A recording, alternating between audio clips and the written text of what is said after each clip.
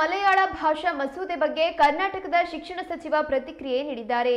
ಈ ಕುರಿತು ಇಂದು ಶಿವಮೊಗ್ಗದಲ್ಲಿ ನಡೆದ ಸುದ್ದಿಗೋಷ್ಠಿಯಲ್ಲಿ ಮಾತನಾಡಿದ ಅವರು, ಮುಖ್ಯಮಂತ್ರಿ ಸಿದ್ದರಾಮಯ್ಯ ಈಗಾಗಲೇ ಕೇರಳ ಸಿಎಂ ಪಿಣರಾಯಿ ವಿಜಯನ್ ಜೊತೆ ಮಾತನಾಡಿದ್ದಾರೆ. ಶೀಘ್ರದಲ್ಲೇ ಈ ವಿಚಾರದ ಬಗ್ಗೆ ಸ್ಪಷ್ಟನೆ ಕೊಡುತ್ತೇವೆ ಎಂದು ಮಾತನಾಡಿದರು.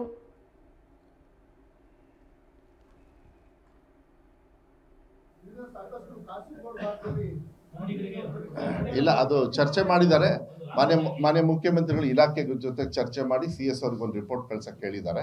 ಅದನ್ನ ಐ ಥಿಂಕ್ ಮಂಡೇ ಟ್ಯೂಸ್ಡೇ ಇಲಾಖೆಯವರು ಮಾಡ್ಕೊಂಡಿದ್ದಾರೆ. ಅಲ್ಲಿ ಮಾಧ್ಯಮ, ಈಗ ನಾವು ಹೆಂಗೆ ತಮಿಳ್ ಮಾಧ್ಯಮ ಇದೆ, ಮರಾಠಿ ಇದೆ, ಉರ್ದು ಇದೆ, ಮಾಧ್ಯಮಗಳಿದೆ. ಅಲ್ಲಿ ಭಾಷೆ ಫಸ್ಟ್ ಲ್ಯಾಂಗ್ವೇಜ್ನ ನೀವು ಮಲಯಾಳಂ ತರಲೇಬೇಕು ಅನ್ನೋದನ್ನ ಮಾಡ್ತಾ ಇದ್ದಾರೆ ಅಂತಕ್ಕಂಥ ಒಂದು. ನಮ್ಮ ರಾಜ್ಯದಲ್ಲಿ ಕನ್ನಡ ಹೆಂಗಿದೆ ಹಾಗೆ ಅಲ್ಲಿ ಮಲಯಾಳಂ ತಂದಿದ್ದಾರೆ ಅಂತ ಹೇಳಿ.